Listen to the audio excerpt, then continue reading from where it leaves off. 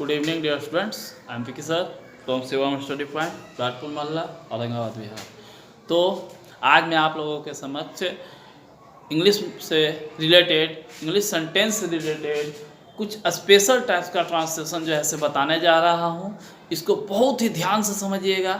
यह जो है से स्पीकिंग लैंग्वेज में जब बोलते हैं हम लोग स्पीकिंग लैंग्वेज में, स्पोकन लैंग्वेज में, तो यह जो है से उसकी सुंदरता को जो है से बहुत अच्छा बना देता है। It enhance the beauty of the language. तो इससे रिलेटेड मैं दो सेंटेंसेस को आपको बताने जा रहा हूँ।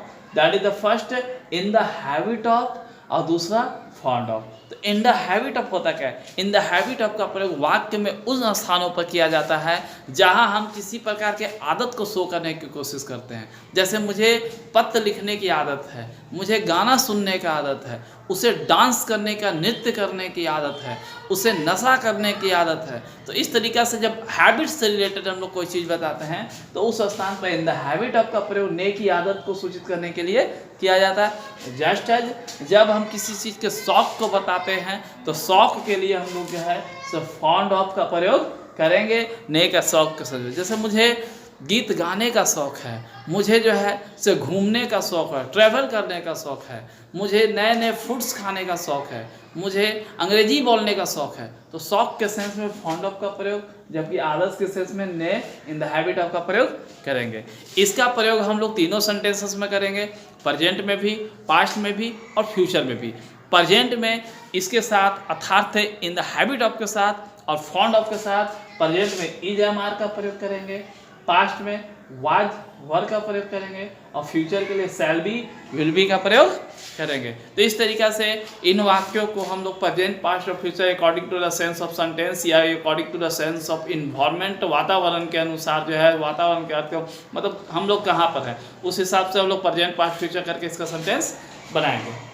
तो आइए एग्जाम्पल के माध्यम से समझने की कोशिश करते हैं। मुझे गाड़ी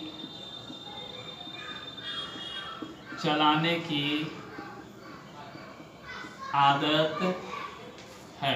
तो मुझे गाड़ी चलाने की, आई एम, इसके बाद बोल दे प्रेजेंट के साथ इज एम आर, पास्ट के साथ वाज वर, फ्यूचर के साथ shall be, will be. I am in the habit of driving A car. तो गाड़ी चलाने की आदत है। उसे पत्र